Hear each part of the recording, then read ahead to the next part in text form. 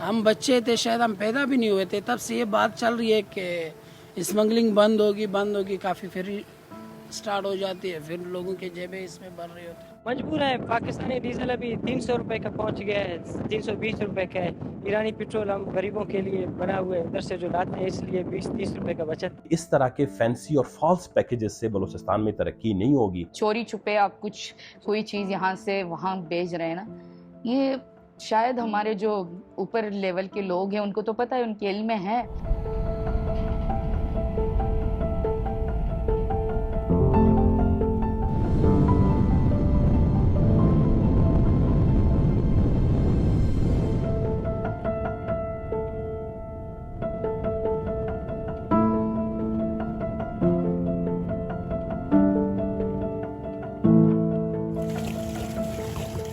ये कहानी है ईरानी सरहद से आने वाले पेट्रोल, डीजल और खाना पकाने के तेल की, और इसे लाने और ले जाने वालों की। इस सामान की आमदोरफ्त को कुछ लोग स्मगलिंग का और कुछ गैर रस्मी मईशत का नाम देते हैं। इस कहानी की शुरुआत बलूचिस्तान के सरहदी इलाके माशकेल से होती है, जहां पर ईरानी सरहद तक जाने का रास्ता सिरे से है ही नहीं। ये वो शाहराह है जो ईरान से मुतसल इलाकों की तरफ लेकर जाती है। इन इलाकों में पानी, बिजली, गैस तो नहीं है, लेकिन ईरानी पेट्रोल की फरावानी है। मैं आपको 3 मुख्तलिफ शहरों में लेकर जाऊंगी, जहां पर मैं आपको ये दिखाऊंगी कि किस तरह से ईरानी सरहदों से सामान पाकिस्तान के अंदर लाया जाता है और किस तरह दीगर पाकिस्तानी शहरों तक पहुंचाया भी जाता है।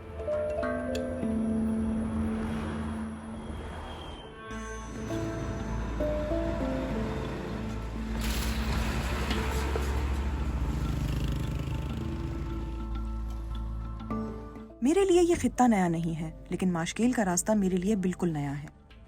माशकेल आना मेरे लिए इसलिए ज़रूरी था क्योंकि ये उन सरहदी इलाकों और रास्तों में से एक है जहां से ईरानी पेट्रोल और डीजल मुल्क के दीगर हिस्सों तक पहुंचाया जाता है। यहाँ रास्ते में जगह जगह नीले रंग के पिकअप ट्रक नजर आए, जिन्हें आम जबान में जम्बाद कहा जाता है। एक जम्बाद ड्राइवर ने मुझे बताया कि कैसे सरहद के दोनों अतराफ गाड़ी रोककर पाकिस्तान से आने वाली गाड़ियां ईरानी सरहद से आने वालों से पेट्रोल और डीजल ले लेती हैं और इसे अपनी गाड़ी में लोड करके क्वेटा, ग्वादर, लसबेला और कराची ले जाती हैं।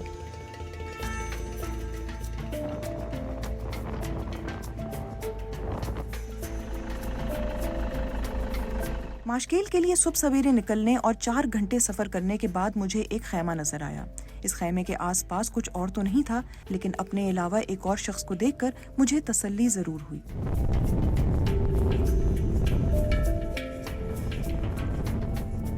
हम लोग सुबह सवेरे निकले थे माशकेल के लिए, और ये रास्ता तमाम तर जो है पूरा का पूरा कच्चा रास्ता है। और यहाँ पर अगर आप एक ट्रैक से भटक गए तो आपके यहाँ घूमने के चांसेस बहुत ज़्यादा हैं। अगर आप मेरे इस तरफ देखें तो यहाँ पर मेरे पीछे आपको ये गाड़ियाँ छोटी छोटी डिंकी जैसी दिख रही होंगी। ये ज़मियात गाड़ियाँ हैं जो सरहद से यानी ईरानी बॉर्डर से इस वक्त यहाँ पर पेट्रोल लेकर आ रहे हैं। जाने का रास्ता भी यही है, आने का रास्ता भी यही है। हमें रास्ते में जो हमारे मकामी गाइड हैं उन्होंने ये बताया कि यहाँ पर 3-4 मुख्तलिफ ट्रैक्स हैं जिसमें पेट्रोल के अलावा यहाँ पर ट्रैफिकिंग और स्मगलिंग दीगर चीज़ों की भी होती रहती है, लेकिन ज़्यादातर ये जो है डीज़ल और पेट्रोल, जो ईरानी डीज़ल और पेट्रोल है, उसके लिए इस्तेमाल होता है।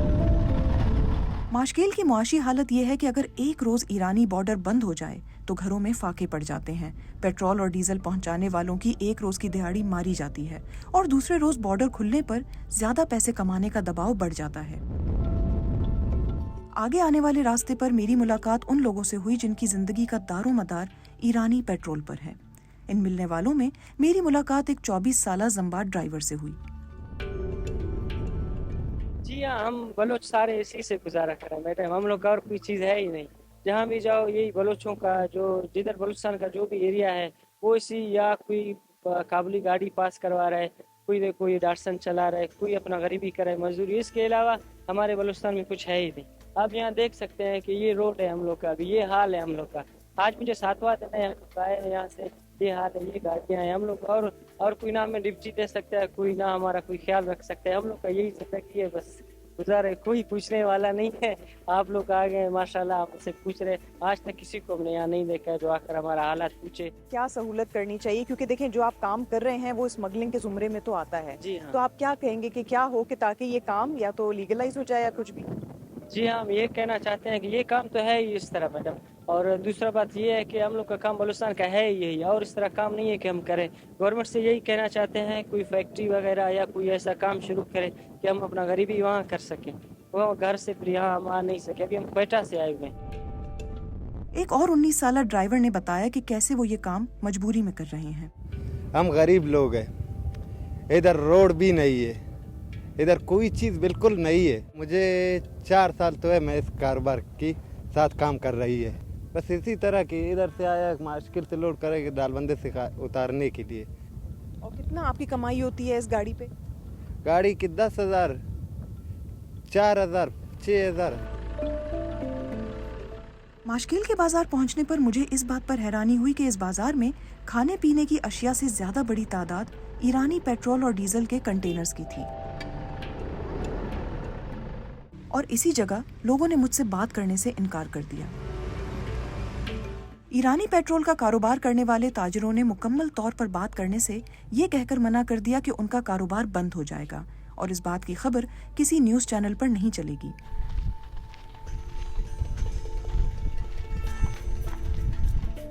यहाँ पर लोग बहुत ही ओपनली, बहुत ही आराम से अपने कारोबार के बारे में बात नहीं करना चाहते। अब हमने ये डिसाइड किया है कि यहाँ से हम निकलते हुए ये पता लगाएं कि ये पेट्रोल ईरान के सरहद से माशकेल तक तो आ जाता है, लेकिन यहाँ से कहाँ कहाँ जाता है।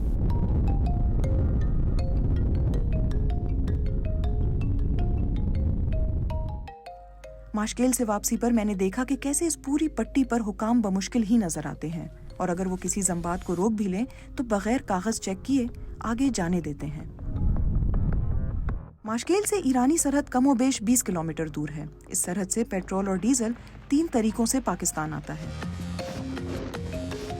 फ्रंट लाइन पर पेट्रोल ले जाने वाले ड्राइवर्स आते हैं। ये ड्राइवर्स बलूचिस्तान के सरहदी इलाकों से होते हैं और उनकी उम्र की कोई कैद नहीं होती, क्योंकि रास्ते में मुख्तलिफ मकामात पर मैंने कम उम्र लड़कों को भी जम्बात चलाते हुए देखा। दूसरे नंबर पर इस पेट्रोल को जमा करने वाले डिपो आते हैं, जहां से इस तेल को पाकिस्तान के मुख्तलिफ मकामात तक पहुंचाया जाता है। और फिर बारी आती है सरहदी इलाकों में जगह जगह बने पेट्रोल स्टेशंस की, जहां पर ये कम कीमत तेल बिकता है। मैं माशकेल से अब 1 घंटे के फासले पर मौजूद हूँ, जहाँ पर मेरे पीछे इस वक्त एक मंडी में काफ़ी ज़्यादा काम हो रहा है। इसको मंडी इसलिए कहा जाता है क्योंकि ईरानी सरहद से आने वाला पेट्रोल या डीजल यहाँ पर आकर जमा होता है और यहाँ पर फिर जो गाड़ियाँ हैं वह उसमें लादा भी जाता है। लादने के बाद यहाँ से कराची, लाहौर, क्वेटा तक ये तकरीबन जितना भी सामान है यहाँ से ले जाया जाता है।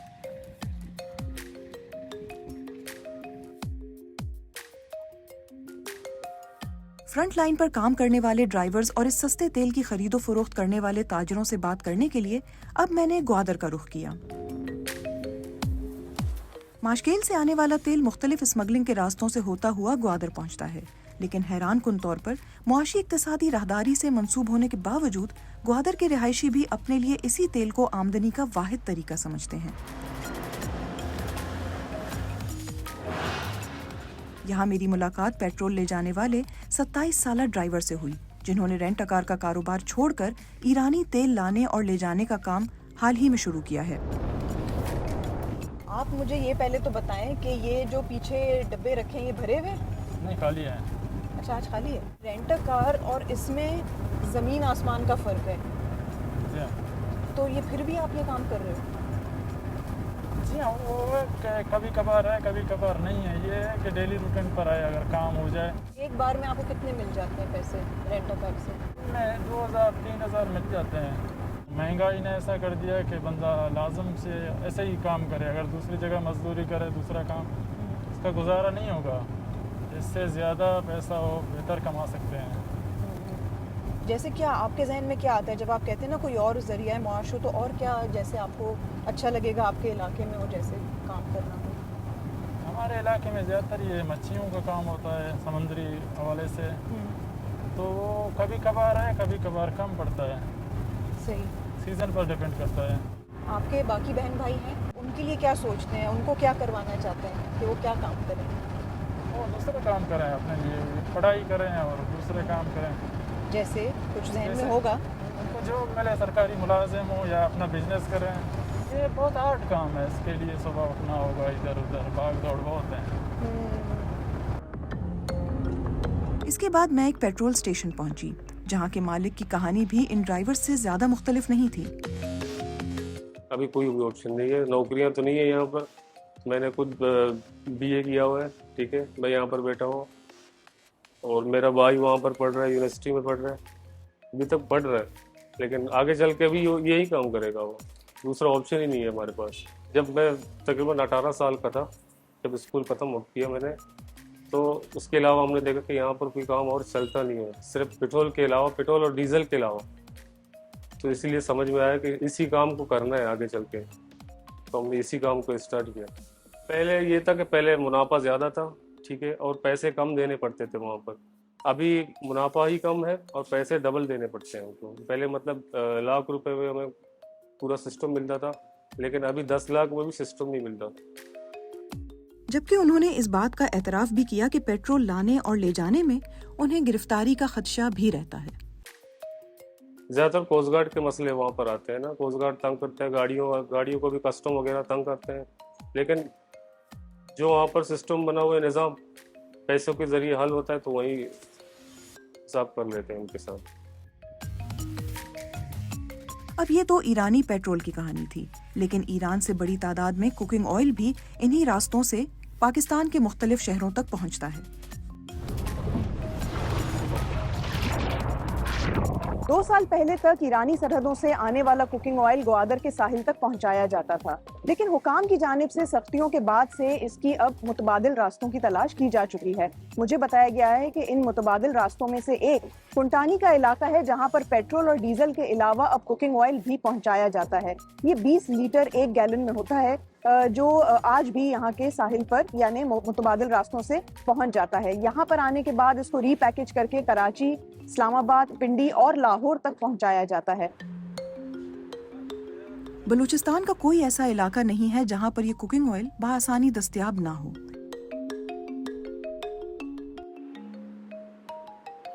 खाना पकाने के इस तेल का इस्तेमाल ग्वादर की रिहायशी जैतून अब्दुल्ला भी करती हैं। क्योंकि हमारे पास ऑप्शन एक ही मार्केट है, आप वहाँ गरीब बंदा भी जाए, मजदूर भी जाए और जो हाई लेवल का है वो भी जाए, ठीक है ना। आप अगर वहाँ जो आपको मिल रहा है अवेलेबल है वो आप लेते भी हो, यही चीज़ है। अगर नहीं लेते हो तो भूख के मारे मर नहीं सकते हो या ऐसे सो नहीं सकते हो, मजबूरी है हमारे पास। मुझे याद पड़ता है हमारे बचपन में जब कराची से रिश्तेदार आते थे तो स्पेशली हमसे वो कहते थे, डिमांड करते थे कि हमें जो है ना ईरानी चप्पलें दिला दें, ईरानी दुपट्टे दिला दें, ईरानी सर्फ दिला दें। तो डिमांड होती थी, अगर हम कराची जा रहे हैं, किसी से मिलने जा रहे हैं, या तो वो डिमांड करके ईरानी केक लेकर आएँ, इस तरह की चीज़ें लेकर आएँ। और इवन हम रहने जाते थे तो यहाँ से कुकिंग ऑयल, लोबिया के डब्बे वगैरह लेकर जाते थे। अब वो सारी चीज़ें खुद कराची में मिल रही हैं। स्मगलिंग वही है, चोरी छुपे आप कुछ कोई चीज़ यहाँ से वहाँ भेज रहे हैं ना, ये शायद हमारे जो ऊपर लेवल के लोग हैं उनको तो पता है, उनके इल्म में है, चीज़ें जारी, चले ठीक है आप ज़्यादा जा रहे हैं, चीज़ें बेच दें, आगे ट्रांसपोर्ट कर दें, लेकिन जो आप बॉर्डर के साथ जो इलाका है, जो शहर आबाद है, जो शुरू से ही डिपेंडेड है ईरान की चीज़ों पे, उसको तो मिलनी चाहिए ना उनको वो चीज़ें, और एक अच्छी रीजनेबल प्राइस में मिलनी चाहिए ना। ये कुकिंग ऑयल सिर्फ ग्वादर और बलूचिस्तान तक ही महदूद नहीं, इसको फॉलो करते करते अब मैंने कराची का रुख किया।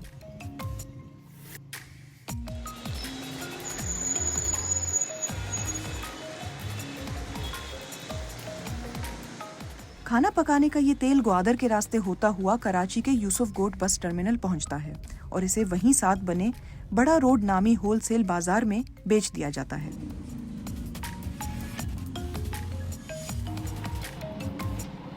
इस जगह को जो बड़ा रोड कहते हैं, यहाँ पर पास में ही टर्मिनल है। यहाँ से ज़्यादातर जो सामान है वो फिर इस मार्केट में आता है। यहाँ पर ये सस्ता बिकता है। यहाँ पर मैंने लोगों से भी बात की है, बहुत से लोग ज़रा कतरा भी रहे हैं बात करने में, नहीं बताना चाहते कि वो टैक्स देते हैं या नहीं देते इसका। लेकिन एक बात तो तय है कि ज़्यादातर लोगों से जो हमने बात की है वो ये कहते हैं कि इस सामान पर किसी तरह की या तो टैक्स लगा दी जाए या फिर इसको लीगल खाते में लाया जाए, जिसकी वजह से उनके ऊपर जो लगी ये पाबंदियाँ हैं ये किसी हद तक कम हो जाएँ। हम बच्चे थे, शायद हम पैदा भी नहीं हुए थे, तब से ये बात चल रही है कि स्मगलिंग बंद होगी, काफ़ी फिर स्टार्ट हो जाती है, फिर लोगों के जेबें इसमें भर रही होती है। अगर बंद होना होता है तो काफ़ी बंद करे, फिर हम लोग कोई और काम शुरू करते हैं। दुनिया में कोई काम धंधा कोई कम तो नहीं है, बंदा कोई और कारोबार स्टार्ट कर लेते, कोई और चीज़ स्टार्ट कर लेते, या पूरा रिलीफ दे हुए या पूरा इसको बंद करे, जैसे सीलेज होता है उस तरह करे। मगर ये तो होना नामुमकिन है, क्योंकि ईरान का तमाम ममालिक के साथ कारोबार ही चलता है स्मगलिंग के ऊपर है, क्योंकि उसके ऊपर पाबंदी है। वो आपको भी पता है, मुझे भी पता है, मुल्क के एक छोटे से बच्चे को पता है कि इस चीज़ पे पाबंदी है। अब मेरे जहन में ये सवाल आया कि अगर ईरानी सरहद से सामान कराची पहुंचाया जाता है तो क्या बदले में पाकिस्तान से भी कोई सामान ईरान जाता है? इस सवाल का जवाब जानने के लिए मैंने कराची की मच्छी म्यानी मार्केट का रुख किया, जहां मेरी मुलाकात आशिक अली से हुई। आशिक अली मसाले का कारोबार कर रहे हैं, जो उनकी वालिदा ने आज से 50 साल पहले शुरू किया था। ये कितने साल से हो रहा है? यानी यहाँ से जो सामान आपसे लेकर जाते हैं, कौन लोग होते हैं ज़्यादातर? क्या यही गरीब तबके के लोग होते हैं ना, जो छोटे छोटे में होते हैं, कबीले वाले, वो आते हैं अपनी अपनी रोजी रोटी कमाने के लिए, वो ले जाता है। और आपने कहा कितना लेके जाते हैं? वो अलग अलग, तो कोई 10 किलो ले जाते हैं, कोई 5 किलो ले जाते हैं, कोई 50 किलो ले जाते हैं, इस हिसाब क्वान्टिटी के हिसाब से ले जाते हैं। मच्छी म्यानी में इसके अलावा, यानी ये जो सामान है ना, मसाले वगैरह, इसके अलावा कुछ ईरान जाता है?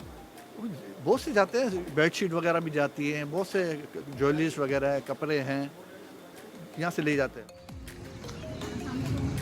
अब तक मैंने जितने भी लोगों से बात की, उसमें एक बात वाज़ेह तौर पर सामने आई कि सरहद के आर पार इस सामान की आमदोरफ्त एक ज़रूरत के तहत की जा रही है। ईरान पर पाबंदियों की वजह से वहां से एक्सपोर्ट करना मुश्किल है, जबकि महंगाई की वजह से पाकिस्तान सामान मंगवाना चाहता है और ऐसे में ईरानी सामान सरहद से बासानी मिल जाता है। इसी रिपोर्ट पर काम करने के दौरान पाकिस्तान के वजीर आजम शहबाज शरीफ और ईरानी सदर ने केच की सरहद पर मंद पेशीन बॉर्डर मार्केट का इफ्तिताह किया। मंद पाकिस्तानी बलोचिस्तान का हिस्सा है और पेशीन ईरानी सूबे सीस्तान और बलोचिस्तान का। इस मार्केट पर पहली बार 2009 में बात की गई थी, जिसके बाद ये प्रोजेक्ट तकरीबन पस मंजर में ही रहा। हालिया दिनों में ईरान और सऊदी अरब के ताल्लुकात में बेहतरी आना भी काबिल गौर पेशरफ थी, खास तौर से जब खुद पाकिस्तान के दफ्तर खारजा के साबिक तर्जुमान पहले कह चुके हैं कि जब तक ईरान और सऊदी अरब के ताल्लुकात कशीदा रहेंगे, तब तक पाकिस्तान ईरानी सरहद से आने वाले सामान को कानूनी शक्ल नहीं दे सकेगा। अब जो ईरान और सऊदीया के दरमियान ताल्लुकात बेहतरी की तरफ बढ़ रहे हैं चाइना की वसातत से, तो ये मेरे ख्याल में हमारे इलाके के लिए एक खुशाइंद बात है, क्योंकि इससे ये जो बॉर्डर है वो उस पर रोज़गार के, कारोबार के और इस कारोबार को लीगल करने के ज़्यादा चांसेस सामने आए हैं। अब सवाल ये भी है कि तिजारती ताल्लुकात फाल करने से पाकिस्तान को क्या फ़ायदा होगा? मैं कहता हूँ चलते रहना चाहिए, और लेकिन इसकी पॉलिसी बनाना चाहिए, क्योंकि वैसे भी इसका ये है कि ये बॉर्डर ट्रेड के मद में आ जाता है, क्योंकि यहाँ पे डॉलर कोई इन्वॉल्व नहीं, यहाँ पे कैश पेमेंट है और चीज़ के बदले चीज़ हम दे देते हैं। जैसे LPG लेते हैं या दूसरी चीज़ें लेते हैं, उसके बदले चावल दे देते हैं, आम देते हैं, मैंगो देते हैं। इससे हमारे मुल्क की मईशत में फ़ायदा होगा, इस्तेकाम आ जाएगा, क्योंकि हमारे चावल भी चला जाएगा, एक्सपोर्ट हो जाएगा, मैंगो भी होगा, कीनू भी होगा, और बहुत सारी ऐसी मसालाजात चीज़ें हैं जो हम उस तरफ भेज रहे हैं। और अब दूसरा सवाल ये भी है कि इस तरह के प्रोजेक्ट्स पहले भी शुरू किए जा चुके हैं, तो वो नाकाम क्यों हुए? ये सारे फॉल्स प्रोमिसेस थे, चाहे पीपल्स पार्टी ने बलूचिस्तान पैकेज के नाम पे दिए, या उसके से पहले जनरल मुशर्रफ ने दिए, या इसके बाद मौजूदा हुकूमत ने, जो पिछली हुकूमत ने इमरान खान की, जो बलूचिस्तान उन्होंने सदरन पैकेज के नाम से एक 360 अरब का एक पैकेज दिया। हमने उस पर लिखा और हमने उसको तफसील पे उस पर बात भी की कि इस तरह के फैंसी और फॉल्स पैकेजेस से बलूचिस्तान में तरक्की नहीं होगी।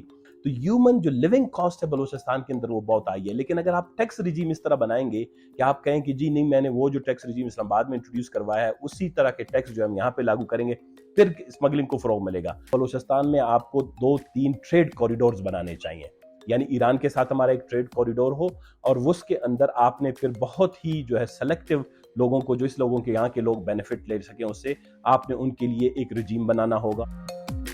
इन प्रोजेक्ट्स को हतमी शक्ल दी जा सकेगी या नहीं, ये बात की बात है, लेकिन इस वक्त आम आवाम के लिए एक बहुत बड़ा मसला बढ़ती महंगाई का हल ढूंढने से जुड़ा है, और बहुत से लोग इस महंगाई का हल सस्ते ईरानी सामान को समझते हैं। इसी सफर पर अब मेरा आखिरी स्टॉप ईरानी सरहद से बहुत दूर रावलपिंडी का ये बाजोड़ प्लाजा है, जहाँ पर ईरानी सामान थोक के भाव मिलता है।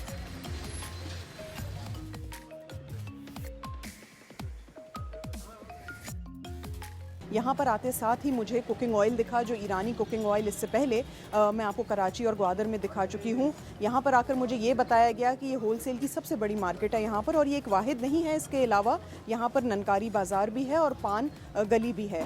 यहाँ पर मुझे बताया गया कि ईरानी कुकिंग ऑयल के अलावा, यानी खाना पकाने के तेल के अलावा, यहाँ पर टॉफ़ी, चॉकलेट और बहुत सी और भी चीज़ें मिलती हैं। और यहाँ पर ज़्यादातर उन लोगों का आना होता है जो माहाना 10 या 12 हज़ार तक की ही शॉपिंग कर सकते हैं। यहाँ के दुकानदारों से बात करने पर पता चला कि उनके मसाइल भी बाकी शहरों के अवाम से मिलते जुलते हैं। ये नॉन कस्टम पेड सामान है, इस हवाले से कोई प्रॉब्लम होता है यहाँ पे? जी, ये पिछले दिनों भी हुआ, कस्टम वाले अक्सर तंग करते रहते हैं। हालांकि इनका काम तो नहीं बनता इधर बॉर्डर से, अगर इन्होंने ज़्यादा ही करना है तो बॉर्डर से आप करो, फिर माल भी ना इधर गरीबों क्या तंग करना है। 100 गरीबों का कारोबार चलता है, और भी उनके साथ जो काम करते हैं सेलमैन बेचारे, उनके भी काम ख़राब हो जाते हैं। और लोग लेते हैं आपसे आके सामान? जी लेते हैं हमारे पास, ये रोज़ आते हैं, मतलब कस्टमर काम ठीक है माशाल्लाह आते हैं हमारे से दूर दूर के, कश्मीर के इलाके, एबटाबाद, मनसेरा, पंजाब की साइड इलाके सारे, और यहाँ लोकल भी होते हैं, पिंडी साइड एरिया में सेलमैन आते हैं ज़्यादातर। हुकूमतें पहले भी वादे करती रही हैं और अब भी कर रही हैं। इस पूरे सफर में एक बात जो वाज़ेह तौर पर सामने आई वो ये थी कि एक मुस्तकिल जरिया मुआश ना होने और महंगाई की वजह से इस सामान की डिमांड रहेगी और लोग मुतबादिल रास्तों का इंतखाब करते रहेंगे।